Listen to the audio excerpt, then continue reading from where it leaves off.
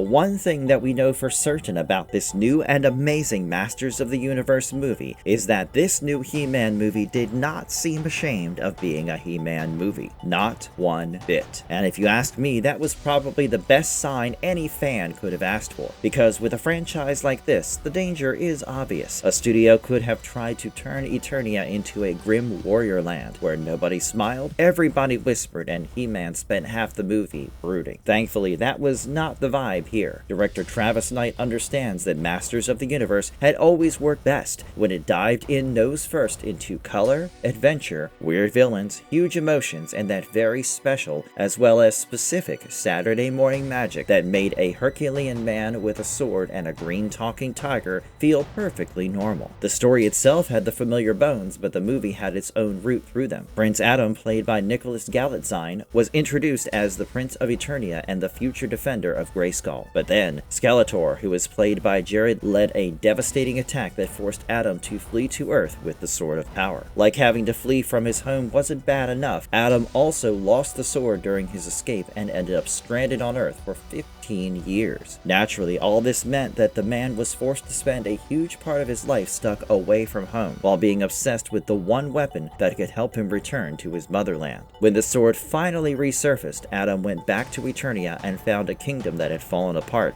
under Skeletor's control. And this sorry state of affairs of his homeworld of Eternia is what gives the movie its emotional foundation. Thankfully, Adam was not a hero from the beginning. He had to face the damage done in his absence, accept the consequences of his destiny, and become the champion everyone needed him to be. I liked this approach because it gave him more to do than flex his muscles or shout his famous lines. And moreover, the movie was aware that modern He-Man needed Adam to be as important as the warrior form, and that's where Nicholas Galitzine proved himself. His Adam had innocence, optimism, and this quality, kind of like an awkward quirk, that made his transformation from Adam to He-Man into something that's really earned instead of something expected or automatic. Furthermore, the movie didn't shy away from showing the character's classic version either. The pink attire was there, the familiar mannerisms were there, and the catchphrases returned too.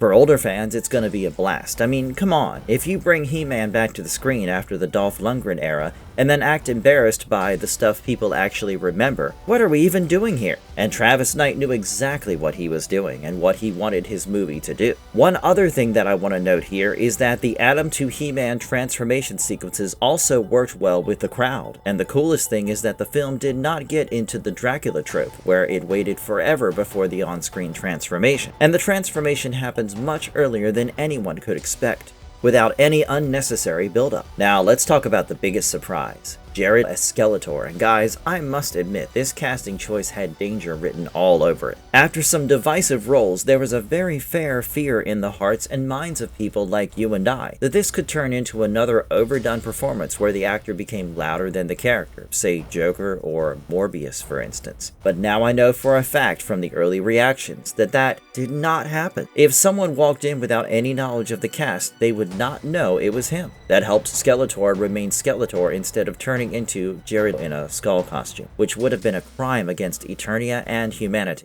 and probably against common sense. This version of Skeletor is also very 1980s in style and tone, in the sense that he was theatrical, mean, funny, and absurd. But he was also extremely dangerous when the scenes needed that from him. Our guy not only cackled and taunted, but he also tossed out ridiculous one-liners, apart from behaving like a villain who knew he was a villain. And you know what? All of it sort of came together to form one beautiful, noseless, ugly Dark Lord package. And let's face it, Skeletor had never been one of those silent or like ultra-serious bad guys who stared into the distance for 3 minutes before saying one line about destiny. I mean, Thanos would do all that shit. Not Skeletor. He is evil alright, but with drama club energy, and this movie has totally embraced that without losing his threat quotient. The movie also knew very well that He-Man and Skeletor had to be the main course. That sounds obvious, but big franchise movies sometimes forget the obvious, and then fans like us are forced to feel annoyed when leaving the theater. Here, the best parts were the Adam and Skeletor material, especially once the story returned to Eternia. The second half sounded much closer to the movie longtime fans like you, and I expected when they first heard that live-action Masters of the Universe was back. The first stretch on Earth had more of a setup role, but some of the Earth-based jokes missed.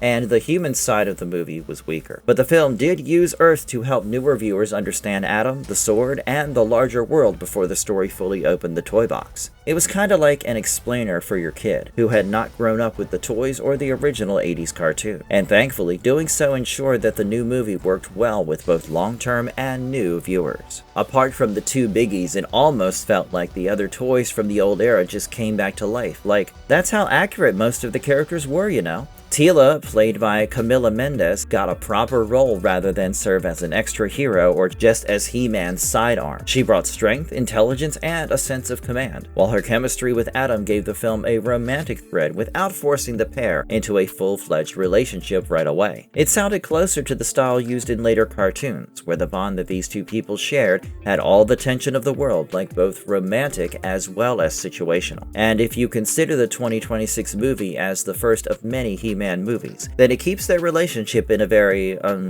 let's see where this goes zone. Next, Idris Elba as Man-at-Arms has also been a great casting choice. Like, I knew he'd do good, I just didn't know he'd do this good. Duncan needed wisdom, toughness, and a father figure thing going on, and Elba gave him all of that while also having more fun than he ever seemed to have in his Marvel role as Heimdall or that powered-up villain from Hobbs and Shaw. In fact, this goes for everyone, because nobody appeared to play it like a parody, and there was no fake seriousness either. Alison Brie as Evil Lynn was also a major plus. Her version had intelligence, sarcasm, and that exhausted energy that worked well, and brought some much-needed contrast to Skeletor's endless theatrics. Oh, and the rest of the Masters roster is totally packed with fan treats. The Sorceress, Cringer, Ram Man, Mechaneck, Fisto, Roboto, they all had space in the heroic side, while Trapjaw, Beastman, Triclops, Spikor, Goatman, and other deep-cut villains added to the other side. Karg has returned as well, which connected the new version to the 1987 live-action film. One thing that all the early reviews ensured to mention was Cringer and his fun treatment. He had limited screen time, but like the OG material, he talked, and the film had both baby Cringer and adult Cringer, with separate voice actors. Adult Cringer had a couple of meta jokes that worked with the audience, and Amazon MGM also used the big green cat in the logo, which was pretty cool. Now, as for the style of the film itself, it is kinda like Flash Gordon and Thor Ragnarok had a baby, but without the over-the-top creative liberty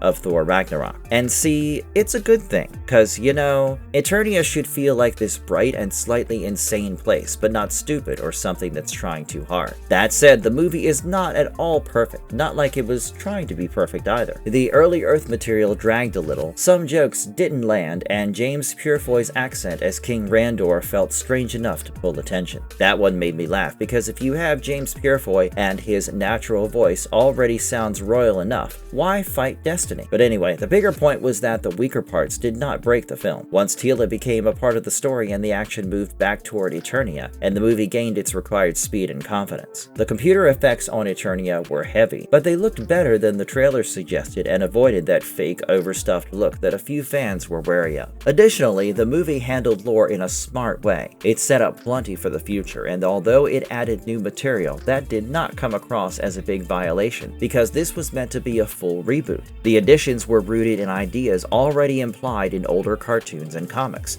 so it did not feel like the film had tossed canon into a bin and invented a new mythology for no reason. That was important because Masters of the Universe had gone through many versions already. The 1980s cartoon, the 1987 film, the 2002 cartoon, early comics, and other branches all had their own flavor, and this movie has remembered to honor several of them while still making room for new viewers. Oh, and you should totally wait for the credits, cause there are like 2 scenes you just cannot miss out on. One is a fun reference to the classic cartoon episodes, while the other teased a major future story point for a sequel. So yeah, the early reviews are mostly all praises for the new movie, and what I liked most from these is that the film is sincere and grounded in the source material. Beneath the jokes, sword fights, Easter eggs, and fan service, the story still dealt with courage, responsibility, family, and hope, which are the core themes of He-Man and his universe, his stories. It was never meant to be cynical. It was meant to make a kid believe that doing the right thing is paramount, no matter what, while also giving that kid a castle, a big green talking tiger, and yeah, an uber awesome sword. So the broad takeaway is pretty simple. Masters of the Universe is a colorful, heartfelt, crowd-friendly return to Eternia,